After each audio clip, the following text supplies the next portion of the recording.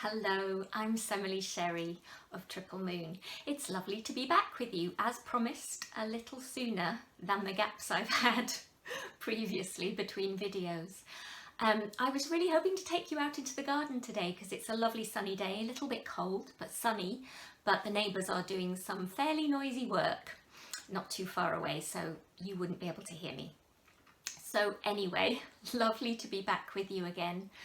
And in this video, I just wanted to talk about something that is key to the soul journey and that I find is the most disempowering thing that we can hold on to and cling to, that stops us moving forward in our soul evolution. And it's basically three emotions. They are guilt, shame, and regret. But they have their root, all three of them have their root in the same cause.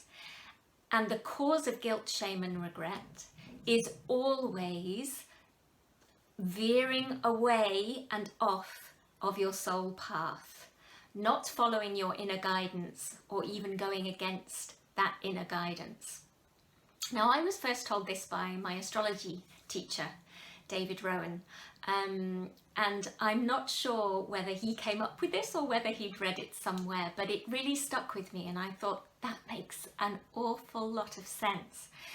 So if all of these three are about veering off your soul path in some way, guilt arises when you think about doing something that you haven't done yet, but you know it's taking you off your soul path. You know it's not in alignment with your inner voice, or your inner voice has already said, no, don't do that, but you still contemplate doing it, and that's what causes guilt.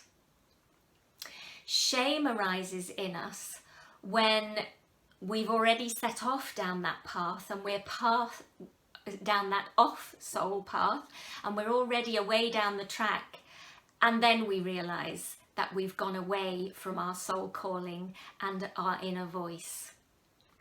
That's shame. Regret is when we're a long way down the off soul path. We've gone a long way off piste, so to speak, and sometimes even get to the end of that track and we realise it was completely not in our soul direction, not following our inner voice. That's when regret arises. And what I find, because we're human as well as spiritual beings, as humans we then judge ourselves so harshly. We are so critical of ourselves and often condemn ourselves.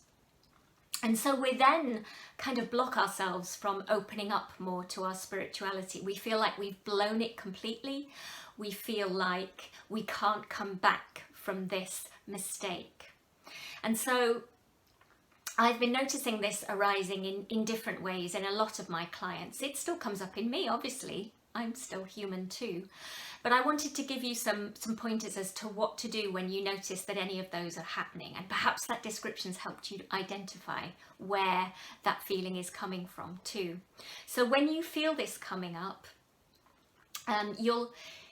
it will often then lead to, like I say, blocking yourself off from your connection to spirit. You'll feel depressed, your energy will sink, become very low. And so these are the tips I have to kind of getting yourself out of that spiral. One is to talk to someone, or to write it down in a journal or write a letter. You don't have to send the letter, but basically acknowledge and accept the feelings within you and the truth of what you've done and how you feel about what you've done. Talk to a trusted friend, talk to a therapist or a counsellor, but basically acknowledge and accept those feelings as being real and being there.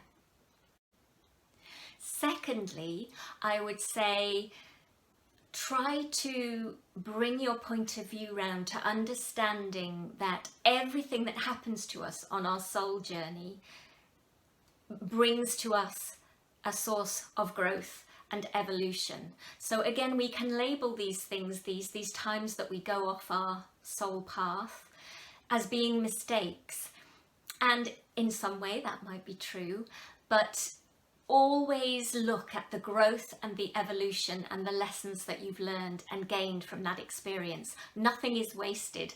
Nothing is ever, nothing is ever a waste of time that we experience, because we're continually growing and evolving from those experiences that we have.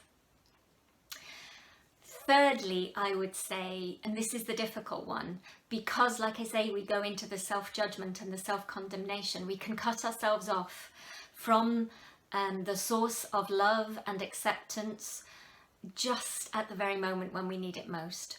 So I would say, make yourself, try as much as possible to make yourself connect in to spirit, even if it's just sitting there and asking for help. And allow that source of unconditional love, which it's really difficult to give to ourselves, but which we can feel from spirit unreservedly. And when you feel that love and that light permeating you, that acceptance of who you are, that understanding of the human journey you're on from source, it's so much easier to feel that for yourself. I know this is a difficult ask because, like I say, when you feel these emotions of guilt, shame or regret, and then perhaps depression sets in, our immediate reaction is to cut ourselves off because we feel unworthy, we feel we don't deserve it. But those are the very times you need to connect in to the love and acceptance of spirit.